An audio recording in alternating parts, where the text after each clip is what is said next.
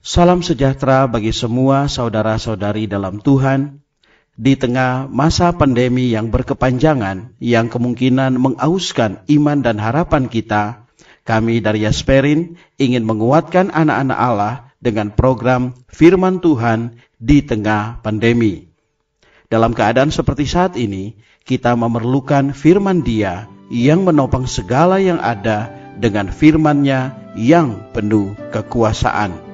Kasih karunia Tuhan Yesus menyertai kita semua. Saudara-saudari yang dikasihi oleh Tuhan Yesus Kristus, selamat bertemu kembali dalam program Arus Hayat Voice. Tema kali ini adalah Jagalah Hatimu. Pembacaan Alkitab diambil dari Kitab Amsal pasal yang keempat ayat yang ke-23. Jagalah hatimu dengan segala kewaspadaan, karena dari situlah terpancar kehidupan.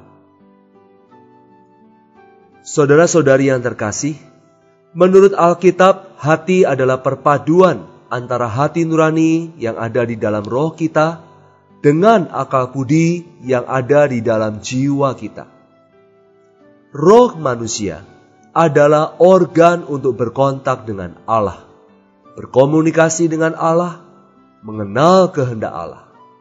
Sedangkan hati manusia adalah pengurus rumah tangga roh yang menyatakan dan mengekspresikan segala sesuatu yang ada di dalam roh. Apapun yang ada di dalam roh diekspresikan melalui hati. Jadi, hati manusia adalah tempat kediaman personalitas diri kita yang sejati.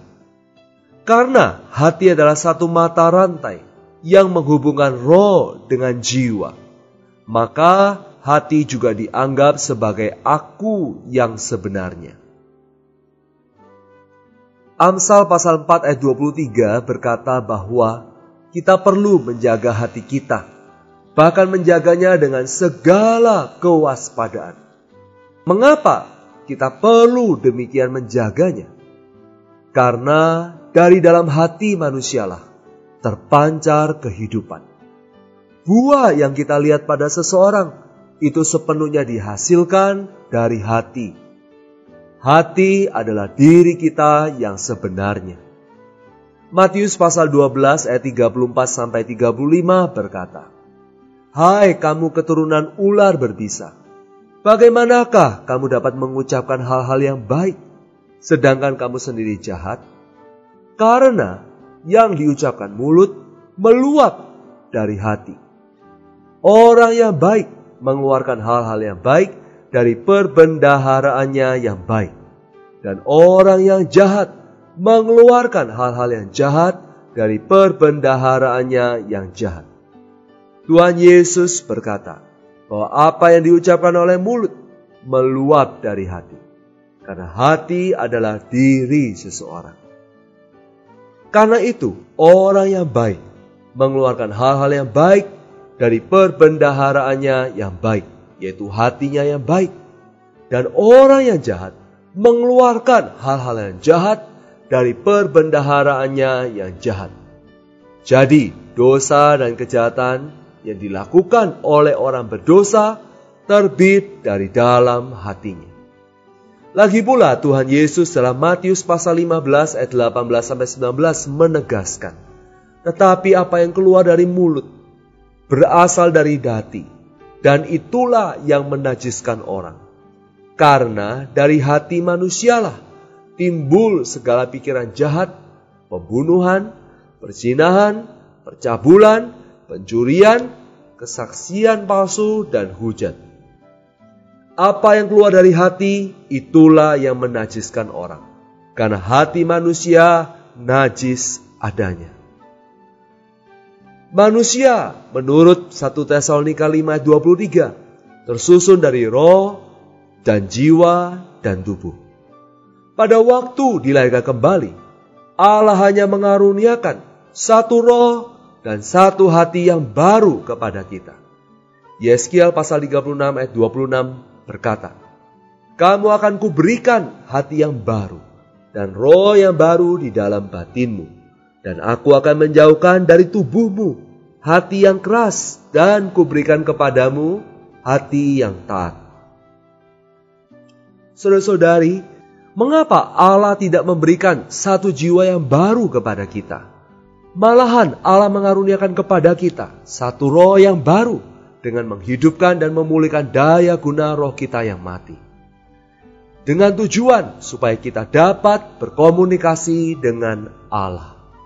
Allah juga memberikan pada kita satu hati yang baru supaya kita dapat menempuh satu kehidupan yang baru. Satu kecenderungan yang baru. Puji Tuhan, sebagai orang Kristen kita perlu menjaga hati kita. Karena hati kita adalah diri kita yang sebenarnya. Bagaimanapun hati kita, itulah keadaan yang sebenarnya. Hati adalah sumber kehidupan. Hati meliputi hati nurani dalam roh dan pikiran dalam jiwa. Kita berkomunikasi dengan Allah melalui roh. Tetapi yang Allah lihat adalah hati kita.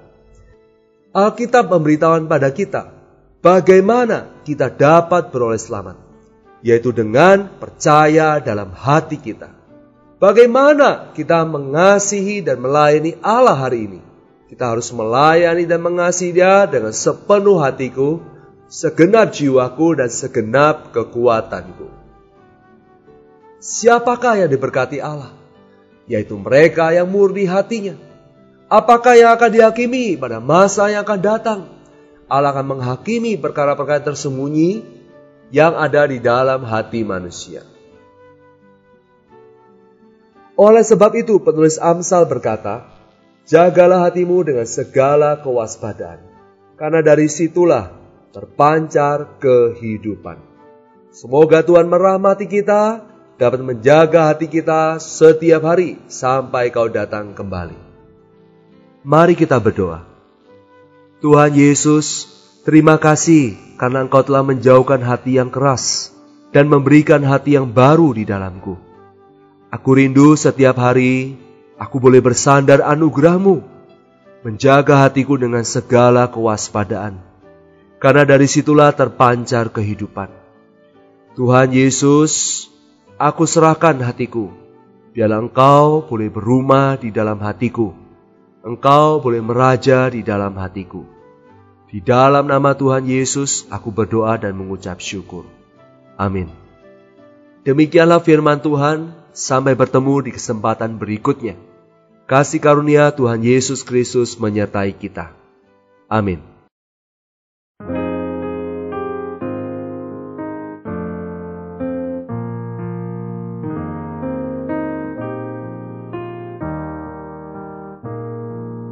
Kau dengan Tuhan nikmat hayat, perlu hati tapat demi kurnia segalanya.